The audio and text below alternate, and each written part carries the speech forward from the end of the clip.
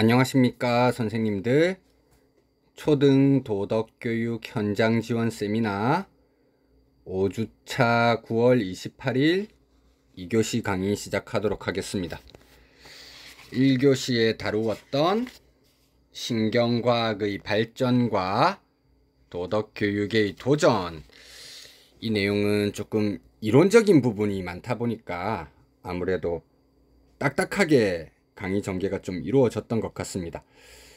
저희가 2교시에 다루게 될 주교재 41페이지부터 시작하는 도덕성에 대한 뇌신경과학적 접근이라고 하는 장은 철학적, 윤리학적으로도 우리가 논의해 볼 만한 내용이 좀 풍부한 그런 장인 것 같습니다. 그러면서 재미있는 사실적인 그런 근거들도 등장하고요. 도덕교육에 있어서 함의점, 우리가 논의해 볼 내용도 충분한 것 같습니다. 여기서 이제 첫 번째 절, 머릿말이기 때문에 넘어가고, 그 다음 도덕성에 대한 뇌신경과학적 접근이라고 해서 44, 45페이지에 뇌신경과학에서 가치의 문제 이야기하고 있죠. 그 뇌과학의 주요한 발견이라든지 연구들, 이런 것들 주로 조금 그 선행 연구 정리해둔 그런 내용이기 때문에 이건 선생님들께서 개별적으로 읽어보시면 좋을 것 같고요. 저희가 본격적으로 논의해 볼 만한 그런 내용은 46페이지부터 등장하는 것 같습니다.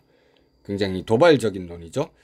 뇌신경과학 이야기하게 되면 저희 앞에 항상 놓이는 큰 장애물, 걸림돌이 바로 결정론의 문제잖아요.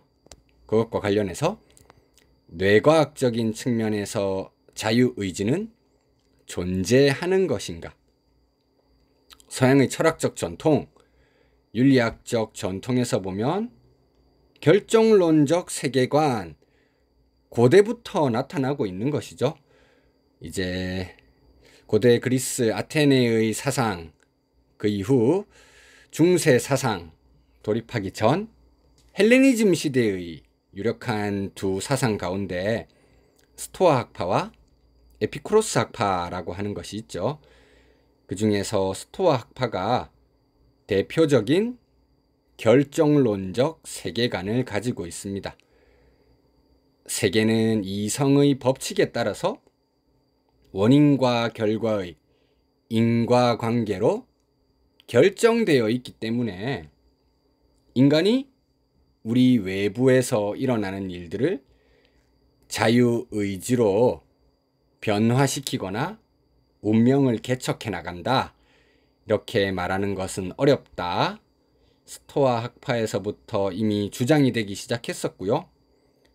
근대에 이르면 이제 과학적 사고방식 전개되면서 기계론이라고 하는 것이 많은 사람들 생각을 지배하게 되죠. 그래서 그 기계론의 대표자라고 할 수 있는 근대 합리론자 스피노자가 떠오르실 겁니다. 스피노자 또한 엄격한 결정론의 입장에서 원인과 결과의 인과관계로 결정되어 있는 이 세계 속에 인간의 자유의지는 개입할 여지가 없다, 이런 주장을 내리기도 하죠. 이런 철학적인 접근, 그것과 우리가 한번 비교해 보면서 생각해 볼 수 있는 내용으로 지금 46페이지, 47페이지에서는 여러 가지 실험적인 연구 성과들을 이야기하고 있습니다. 뇌과학적 측면에서 자유의지가 존재하는가, 이것과 관련되는 내용이고요. 리벡과 처칠랜드의 약간은 상반되는 견해가 나오고 있죠. 이전에 철학적으로 논의되었던 자유의지의 문제가 리벳의 실험을 통해서 더욱 촉발되게 된 것인데요. 뇌파 검사를 사용한 그의 실험 결과는 인간이 스스로 움직이기로 결심했다고 인식하기 전부터 뇌의 운동 피질에서 이미 활동이 일어나고 있음을 보여주었습니다. 충격적인 연구 성과라고 할 수 있겠죠. 이 실험은 이후 신경과학계뿐만 아니라 자유의지를 당연한 것으로 상정해왔던 철학, 종교학, 법학, 교육학, 윤리학 등의 큰 파장을 일으켰습니다.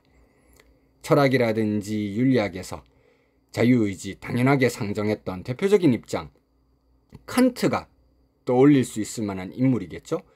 의지의 자율, 스스로 도덕 법칙을 수립할 수 있는 자유의지를 인간이 가지고 있다, 이렇게 이야기하고요.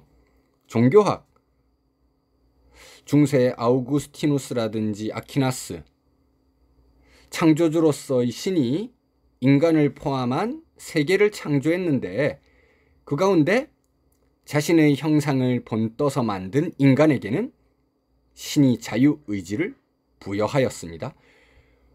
이런 그리스도교적인 세계관 속에서는 신이 세계를 선한 것으로 창조했기 때문에 세계 속에서 실제 드러나는 여러 가지 악한 것들, 악행에 대해서 정당화할 수 있을 만한 논변이 필요했겠죠. 이게 인간의 자유의지 가지고 설명하게 되는 것이죠. 인간은 기본적으로 피조물이기 때문에 불완전함과 결함을 가지고 있고, 이런 결함을 가진 인간이 자유의지를 남용한 결과로 세계 속에 악이 드러나게 되었다, 이런 식으로 이야기하고 있잖아요. 법학 또한 처벌이 가능하기 위해서는 이 사람이 자율적인 선택을 내릴 수 있는 능력이 있느냐 없느냐, 굉장히 중요한 기준이 되죠. 그것이 없는 사람은 한정치산자, 금치산자 등의 예를 통해 알 수 있는 것처럼 적절한 처벌 내리기, 그런 어려운 경우가 발생할 수도 있으니까요. 이런 여러 가지 학문 분야들에서 자유의지가 당연한 거라고 생각했었는데 이 실험으로 인해서 굉장히 큰 파장이 실제로 일어났다고 합니다. 반면에 처칠랜드는 자유의지라고 하는 이념이 본령은 원인 없는 선택이 아니라 숙고되고 의식적이며 의도적으로 만들어진 선택에 있다고 보고 있습니다. 리벳 실험에서는 뇌의 운동 피질에서 이미 활동이 일어났다고 이야기하고 있는데 이것은 자동적인 반응이잖아요. 인간은 이런 자동적 반응만 할 수 있는 게 아니라 숙고된 판단 또한 내릴 수 있기 때문에 처칠랜드는 자동성보다는 숙고되고 통제된 추론 부분에 보다 주의를 기울인 겁니다. 그러므로 자유의지에 대한 이런 관념을 통해서 아이 양육이라든지 사회적 교류의 비형식적 제도와 형벌 체계의 형식적 제도에서 이루어지는 보상과 처벌을 정당화할 수 있다, 이렇게 이야기하고 있습니다. 물론 이 실험과학이라고 하는 것이 언제든지 포퍼가 말하는 것처럼 반대되는 사례가 등장하면 그것이 참이 아니라 거짓으로 입증되는, 반증된다고 하죠. 이렇게 말할 수 있는 것이기 때문에 지금 리벳과 처칠랜드 주장 자체 중에 어떤 사람의 주장이 무조건적으로 옳다, 이렇게 이야기할 수는 없겠죠. 하지만 상반되는 다양한 주장들을 통해서 우리 도덕교육 현장 속에서도 자유의지에 대한 문제에 대해서 고민하는 것이 필요하다, 이렇게 논의를 이끌어 나갈 수 있을 것 같습니다. 그 다음, 도덕 판단에 있어서 감정은 이성보다 우위를 차지하는가, 이렇게 해서요.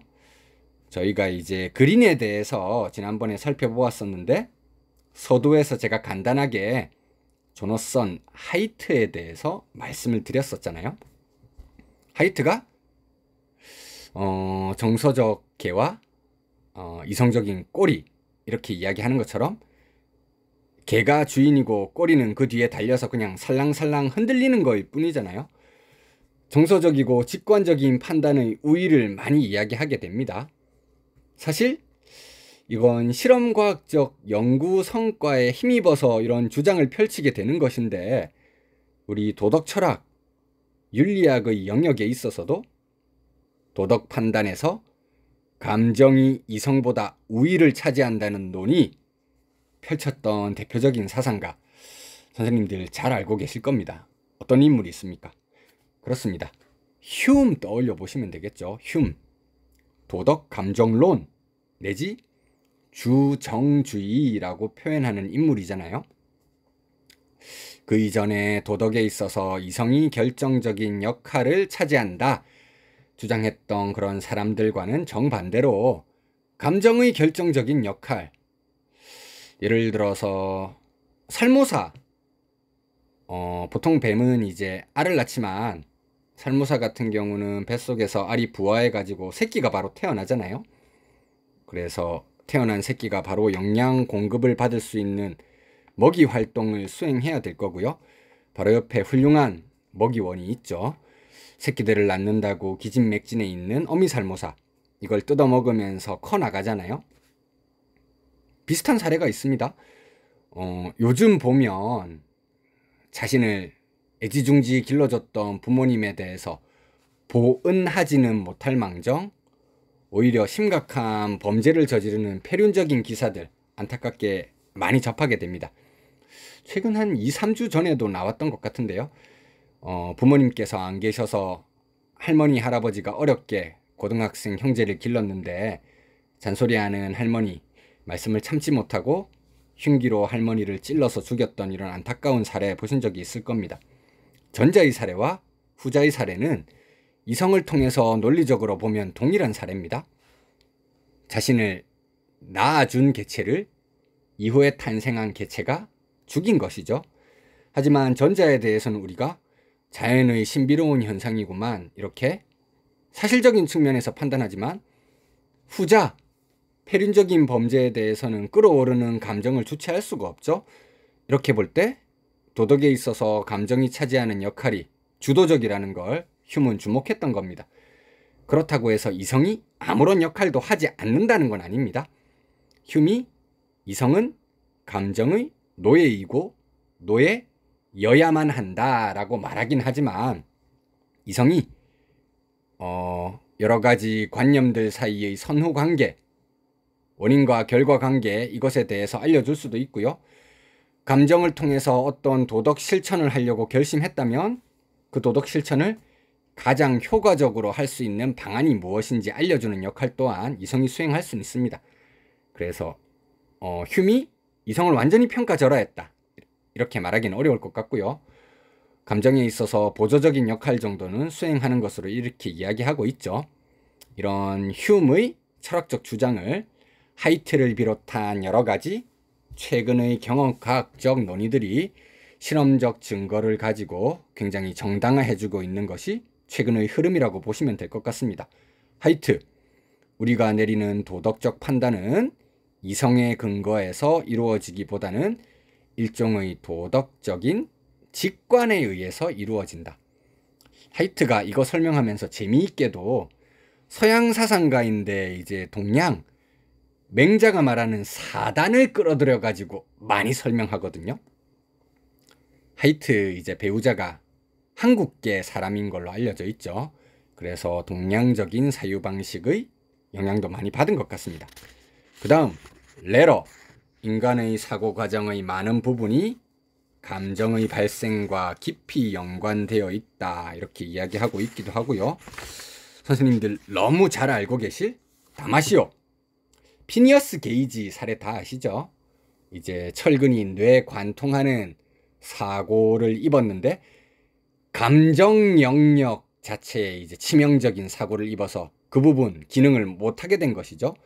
그렇게 되니까 평소에 굉장히 온화하고 사람들 사이에서 훌륭한 인품을 가진 것으로 평가되던 사람도 두뇌의 감정 부분이 제대로 역할을 하지 못하게 되니까 완전히 냉담하고 무감각하며 일상의 사소한 결정조차 내리기를 어려워했다.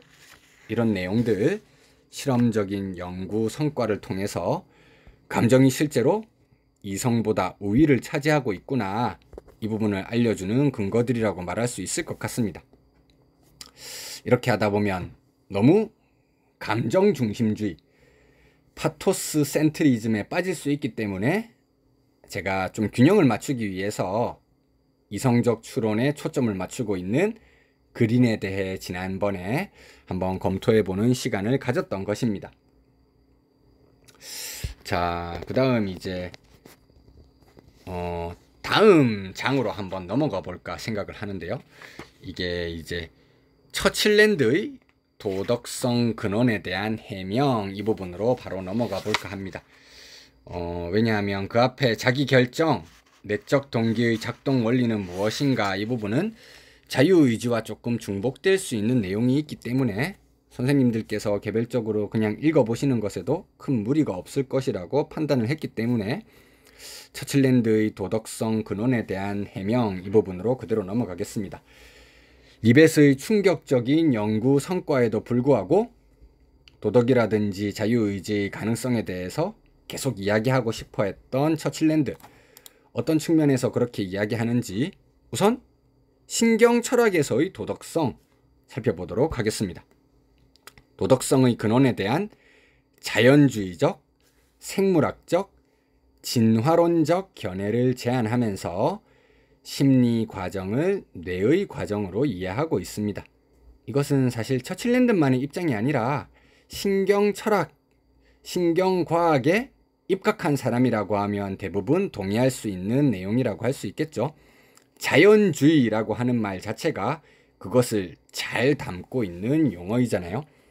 자연에서 경험 가능한 사실을 토대로 해서 우리의 철학적 사고라든지 규범적 사고와 연결시키려고 하는 시도를 자연주의라고 말할 수 있는 것이겠죠. 도덕성에 대한 논의 또한 철학적이고 규범적인 논의이기 때문에 이런 자연주의적인 과정으로 설명할 수 있을 것 같고요. 생물학이라든지 진화론, 이것이 우리 뇌에 설명해 줄 수 있을 만한 다양한 배경 이론이 될 수 있을 것 같습니다.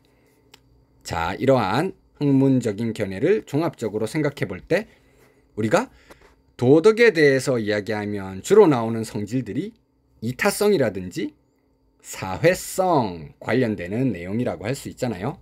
그래서 인간의 사회성, 협동, 타인에 대한 보살핌, 신뢰 등은 포유류 뇌의 진화적 변화의 산물이다, 이렇게 설명하고 있습니다.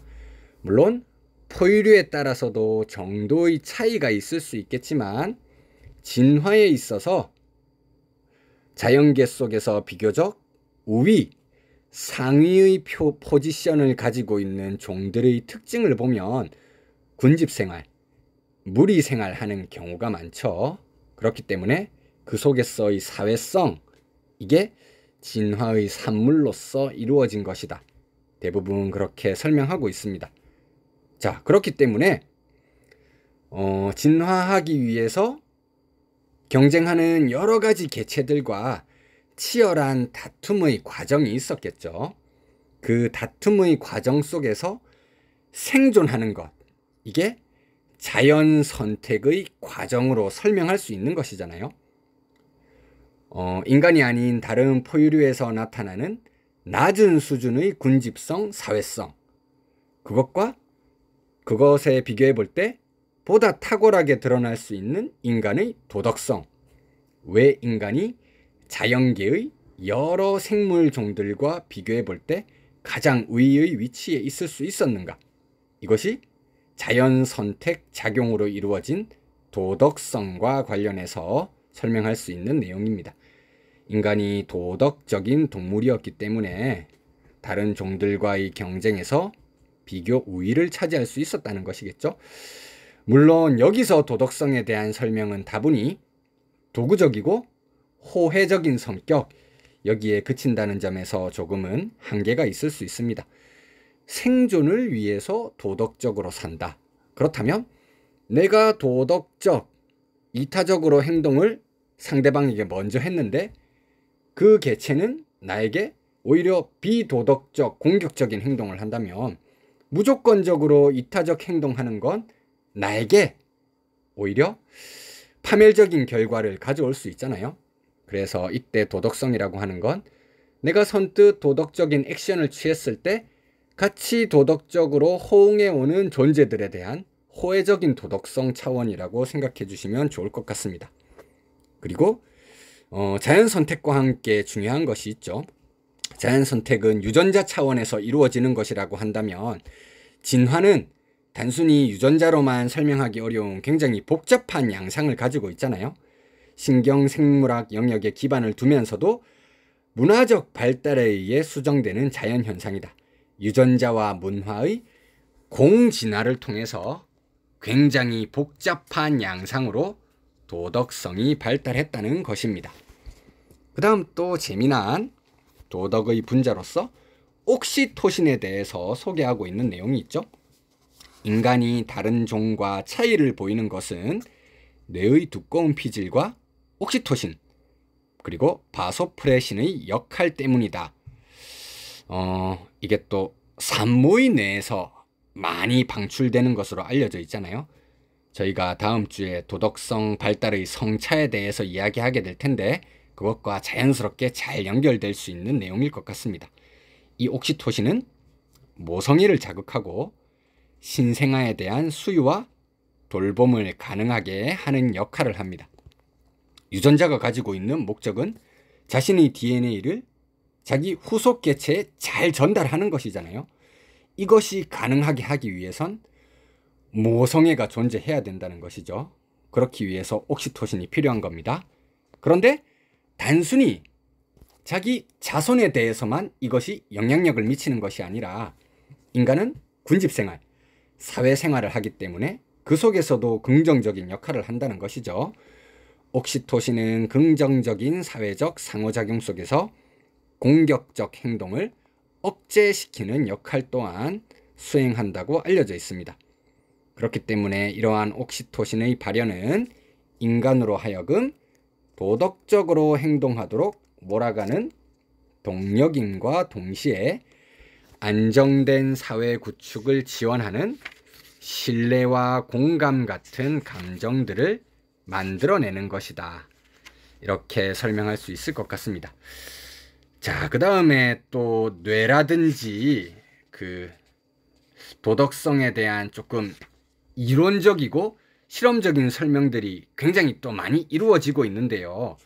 이것까지 다 다루기에는 저희가 한정되어 있는 시간 속에서 조금 무리가 있을 것 같아서, 이것과 관련해서 우리가 도덕교육과 연계해서 생각해 볼 수 있을 만한 지점에는 어떤 것들이 있을까? 그 부분을 생각해 보는 것으로 2교시 논의를 한번 마무리해 볼까, 이렇게 생각을 합니다. 뇌신경과학의 도덕교육적 함이라고 하는 것인데요. 앞서 살펴봤던 측면에서 물론 무조건적으로 감정 중심으로 가는 건 조심해야 할 태도이긴 하지만, 도덕의 영역에서 감정이라든지 정서가 차지하는 중요한 역할에 대해서 우리가 이런 실험적인 근거 가지게 되는데 뇌신경과학이 큰 역할을 했다고 했잖아요. 그것을 기준으로 생각해 볼 때 학생들의 도덕적인 정서를 자극한다거나 두뇌 발달에 대해서 고려하려는 노력이 있어야 된다는 것입니다. 그렇기 때문에 너무 이성적으로만 접근하는 이론식 수업에 대한 보완이 이루어질 필요가 있다는 것이죠. 실제 학생들은 이성, 감정 두 가지 영역이 상호 연결되면서 훌륭한 성인으로 성장해 나가야 되거든요. 머리를 통해 차갑게 생각하는 것, 가슴을 통해 따뜻하게 느끼는 것, 이 둘을 연결시켜 줄 수 있는 교량이 실제 선택하고 행동하고 실천해 보는 것입니다. 그렇기 때문에 이론식 수업의 보완으로서 죄송합니다, 선생님들. 여기 지금 제가 키를 잘못 눌려가지고 광고가 잠시 나왔고요. 그렇기 때문에 이론식 수업의 보완으로서 체험, 이성과 감정을 연결시킬 수 있는 프로그램 중심의 체험활동 수업이 중요하다는 것이죠. 그리고 두 번째, 도덕적 두뇌 형성을 위한 반복적 연습의 필요성을 인지해야 한다. 저희가 1교시에서 이제 잘못된 신경의 신화 이야기하면서 3살 정도 되면 뇌의 대부분 영역 이미 다 형성된다 이야기하잖아요. 그렇다면 감정적인 영역도 다 형성된다고 말할 수 있을 텐데 교육의 역할은 어디에 가는가, 이런 부정적으로 주장할 수 있는 사람들도 있겠죠. 그렇게 말할 수는 없습니다. 이성적인 영역이 아닌 감정적이고 직관적인 영역도 개발될 수 있거든요. 이건 이제 직관이라고 하는 게 무의식 중에 나오는 것이긴 하지만 숙고된 직관 있을 수도 있습니다. 예를 들어 보자면 이제 프로야구 선수들이, 프로야구면 어느 정도 레벨에 올라간 선수들이잖아요. 수비를 할 때 굉장히 멋있게 보통 사람들이 할 수 없는 아크로바틱한 동작으로 수비를 하잖아요. 어떻게 공이 튀어오르고 날아오느냐에 따라서 직관적으로 반응을 해서 그런 수비를 하게 되는데 하루아침에 그게 이루어진 것이 아니겠죠. 초등학교, 리틀 야구 수준에서부터 아마야구, 중고등학교, 대학교를 거치는 과정에서 이론적인 교과서적인 스텝을 반복적으로 연습했기 때문에 자동적으로 그런 멋있는 수비 행동이 나올 수 있는 것이거든요. 직관이라든지 정서적인 반응도 반복적 연습을 통해서 올바른 방식으로 자동적으로 나올 수 있게 충분히 교육적 노력을 기울일 수 있다는 것입니다. 그 다음, 사실 이론적 수업과 관련해서 우리가 떼어놓고 말할 수 없는 게 이 수업이라든지 교육한 걸 평가를 해야 되잖아요. 어쩔 수 없이 지필 평가를 하게 된다는 것이죠. 이렇게 되면 감정적인 측면, 그것이 중요하게 작용하는 학생들에게 정신적인 가학을 가하는 위해성이 있다는 걸 인식해야 된다는 겁니다. 그래서 맥락을 고려한 다각적인 측면에서의 평가 방안을 모색해야 되겠죠. 사실 지금 수업 수강하고 계신 선생님들께서는 초등학교급이기 때문에 이것에 대해서 훨씬 더 자유롭게 구현하고 적용할 수 있는 그런 가능성이 많으실 것 같습니다. 중학교에서도 이것이 가능하기 위해서 1학년에서는 이제 자유학년제를 도입해서 너무 지필로만 평가하는 게 문제가 있다는 거 경각심 가지려는 노력이 그렇게 이루어지고 있죠. 그 다음 두 번째, 정신적 학대의 폭력성에 대한 인식 제고와 유대감 형성을 위한 노력이 필요하다. 교실 현장에서 일어나는 의도했던지 의식하지 못했던지 간에 교사가 학생한테 가하는 폭력이 있을 수도 있고요. 교실 공동체 구성원들 사이에 일어나는 정신적인 폭력이 있을 수 있습니다. 이렇게 폭력이라든지 문제 상황, 어려움에 노출되는 경우에 뇌신경과학이 우리가 도움을 줄 수 있는 부분이 분명히 있다고 했었죠. 그렇게 도움 줄 수 있는 지점에 대해서 포착하려는 노력이 필요하다. 이런 내용에 대해서 도덕교육적 함의점을 선생님들께서 충분히 생각해 두시면 좋을 것 같습니다. 1교시와 2교시 같은 경우는 교재 내용을 조금 요약적으로 살펴보는 방식으로 진행을 했고요. 3교시는 제가 또 직접적으로 칠판에 판서를 조금 해나가면서 3장 내용을 다 다루는 것이 아니라 거기서 중요하게 언급되는 덕윤리에 대해서 조금 초점을 맞추어서 이론적인 강의를 진행하는 것으로 한번 해보겠습니다. 잠시 쉬셨다가 다시 만나도록 하시죠.